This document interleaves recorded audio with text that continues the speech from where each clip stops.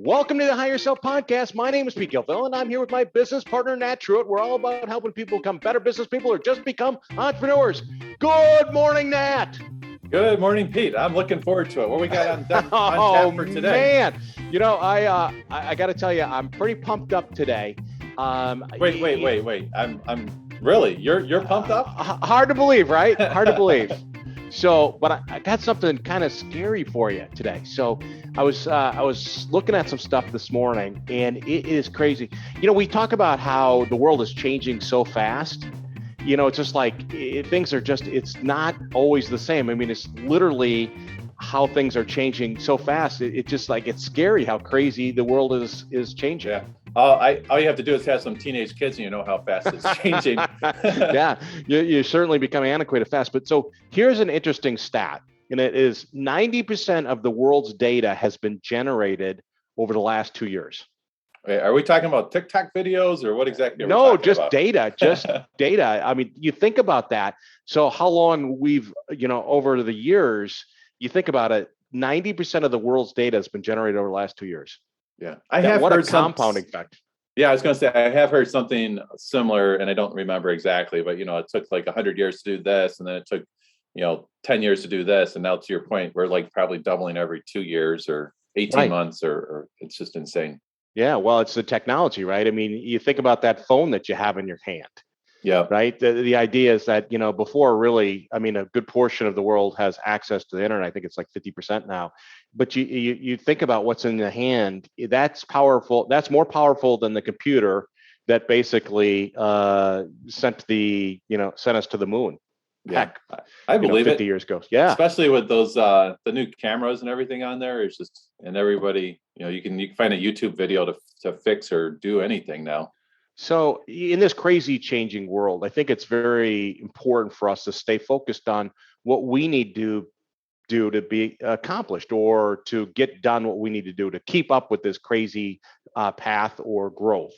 Does that make sense? Talking about trying to stay focused with all the incoming data and right. And so I thought today what we would do is, because it's that kind of time of year, is to talk a little bit about goal setting, but more specifically, kind of the 7 reasons why goal setting is so important, right? Yeah. So I thought maybe we'd spend a little time just talking about the importance of goal setting.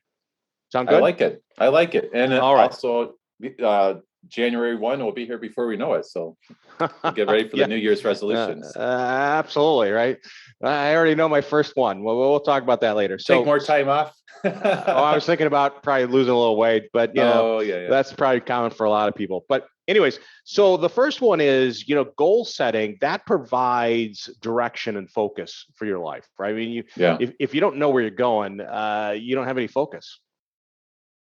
I totally agree. It's easy to just kind of coast. It's even like you were saying about losing weight or working out. It's like if you're just like, oh, I'm just going to go to the gym. I know if I just show up to the gym, I just usually walk on the treadmill for a few minutes. But then my son, who's very goal driven, like it helps him stay super focused. He never walks in without having a list of exactly what he's going to do. He knows like how much weight, how many reps, how much rest time, everything. It's like, it's pretty amazing. Well, and if you don't have goals, you don't know what direction you're supposed to be going in. Right? Right. If I don't have goals about, for example, health, right? And if I'm not doing that, well, I'm not focused on, okay, if I have that extra glass of wine, that's 230 calories and I'm going in the wrong direction from that standpoint. So I think it's a measurable way to kind of point you in thing. And or you think about a plane, like if you got in a plane and you didn't have a goal of where you're going, you're not going to, who knows where you're going to end up. Right. Yeah. So you got to know where you're going. That's for sure. Right. And I think also tied to this direction and setting focus is knowing the why. Yeah. All right. So, okay, I got to know that I'm going to lose weight, right? I got a direction to lose weight. But if I don't know why, there isn't any significance to it. So I think that's so important. For me, it might be, hey, listen, the reason I need to lose weight is because I want to be around to enjoy grandkids someday when I have them, right? Whatever the person's why is. But I think that's so important, is to have kind of that direction and the focus of your life. Was it Tony Robbins or was it Darren Hardy? Who's the guy that always talks about, is it Simon Sinek? Who talks about the why all the time? I think it's Simon Sinek. Yeah. Yeah. I think it's Simon. he even wrote that book, right? That's the well, it's something like the Find Your Why. Yeah, Find Your Why. Yeah, it's a great Yeah. book. So yeah, and I think that's so important with goal setting. Yeah. And I think the second thing is that when we set goals, that allows us to take a path to take your dreams and make them realities. Yeah. Yeah. It's journey of 1,000 miles begins with your first step. Yeah, right. But I mean, but it's taking small steps. Like my dream might be to have a lake house where someday, my kids could come up, my grandkids come out, and it could be a place where we can all be as a family. From that standpoint, that could be my dream. But if I'm not taking steps today towards that dream to make it a reality, I'm not getting there.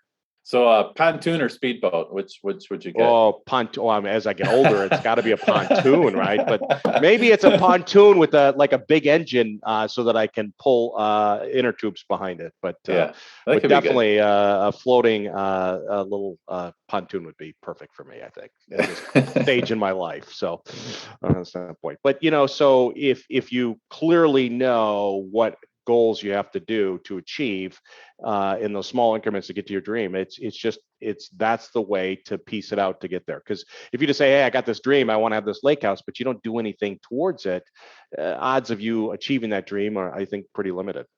Yeah I totally agree.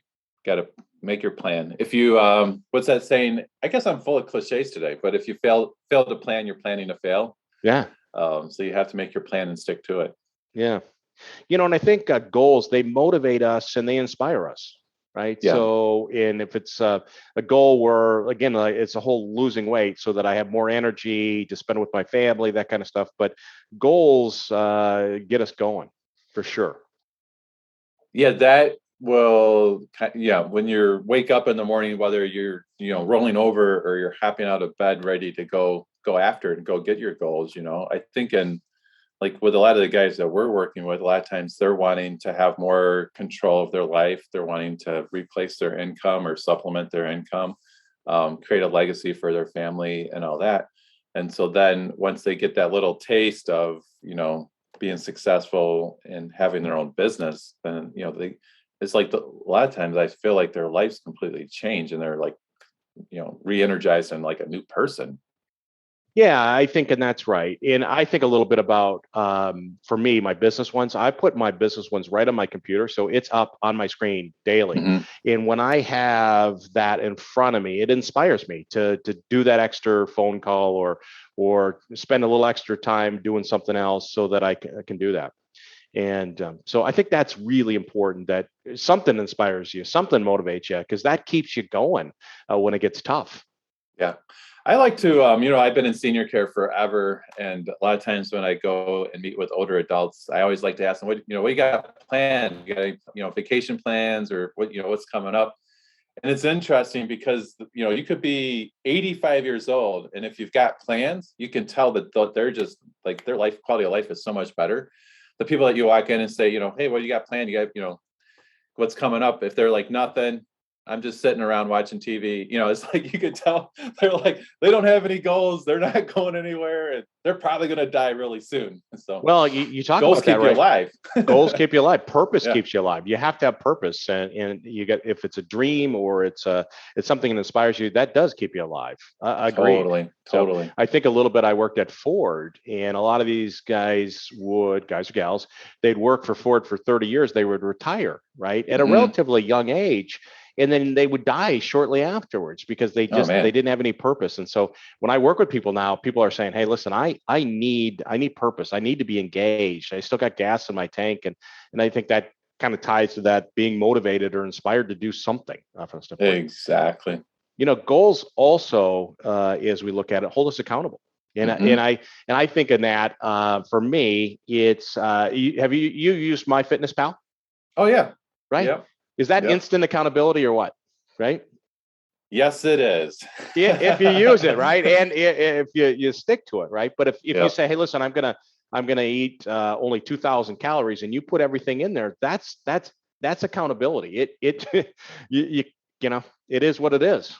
Yeah, my son that does all the working out, he had, I think, like a 400-day streak on MyFitnessPal. And then he did, like, finally, I think he like took a little break from it, but he had maximum accountability with FitnessPal. Yeah. My son, same thing. So working out 395 days now. So he's surpassed a Holy cow. year. Every day he's worked out, and he tracks it on MyFitnessPal. Yeah.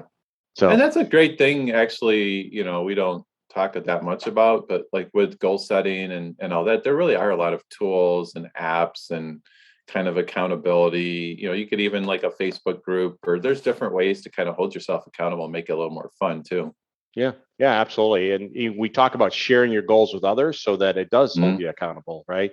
Yeah. The good goals, right? From that standpoint, certainly. Wait. Are there bad goals? Like who has Well, I bad don't know. goals? I You think write like, down bad goals? well, I meant more so there's public goals, and I think there's personal goals. Yeah, private. Okay. Yeah, absolutely. All right, you got me on that one. So, and then we want to track our progress, and again, MyFitnessPal. But like with your business, do you do like we've talked before about tracking systems like not MyFitnessPal, but the book Traction, right? Yeah. That's a way in which tracking your performance, right? Yeah, with that, you have like a weekly meeting with your team, and everybody has their KPIs, so they're reporting their numbers, and that way you can kind of see, leading indicators of what's going on, and also, they know what they're responsible for, and I think it is super helpful. And actually, the longer I'm around and in business, I realize you should really have KPIs for everything. It's like, Yeah. hey, how many phone calls did I make? It's just like it's just a lot of most of life or business really is sales and marketing. So you need to know, top of the funnel and everything else. And even like working out, you got to go work out a lot. It's almost like a funnel of working out, and then you get better and better. Yeah. Well, when we talk about tracking your progress, I mean, it does, and you talk about these weekly huddles. Mm-hmm. So as we do this, we also can figure out where we got weaknesses or where we're falling short, and then make adjustments. Exactly. Course correct. Yeah, and get the resources you needed. So, for example, if I'm not getting done what I need to do from a standpoint of weight loss, well, then go hire somebody to help you through it, a nutritional coach or somebody to help you. And I'm a big fan of coaches. So, as you Yeah. identify those weaknesses, you adjust, you figure out how to work through it. And I know you use coaches in the past too. Yeah. I think they'll really get you over the hump or through the plateau. And, it's just having that somebody to bounce things off of and call bullshit once in a while. Yeah.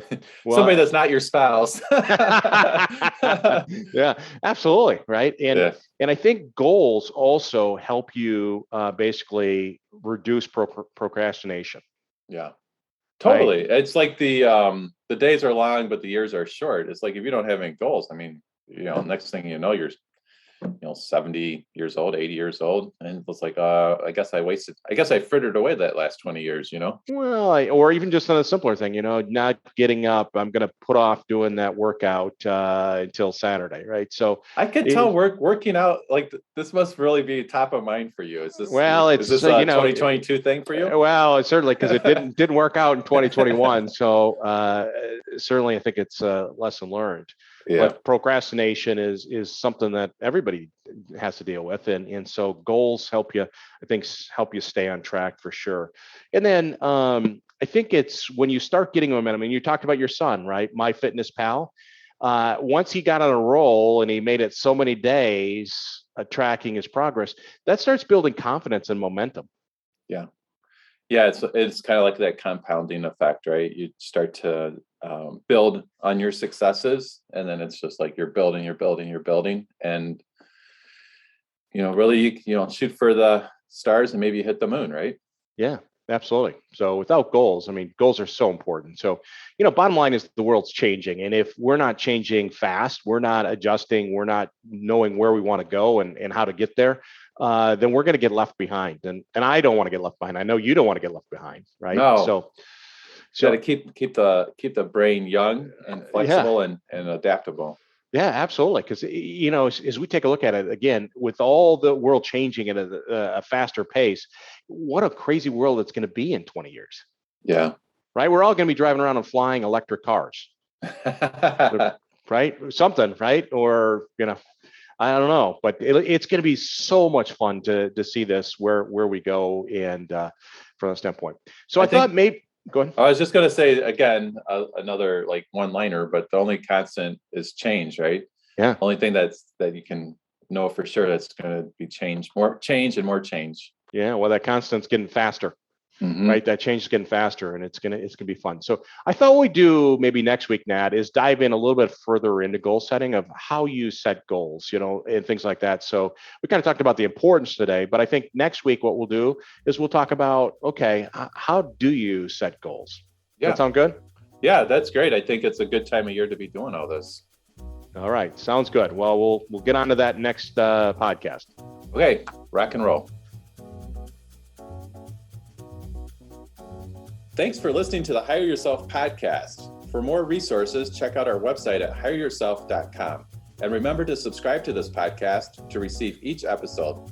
Please leave us a rating, and we'd love to hear your feedback or suggestions for topics.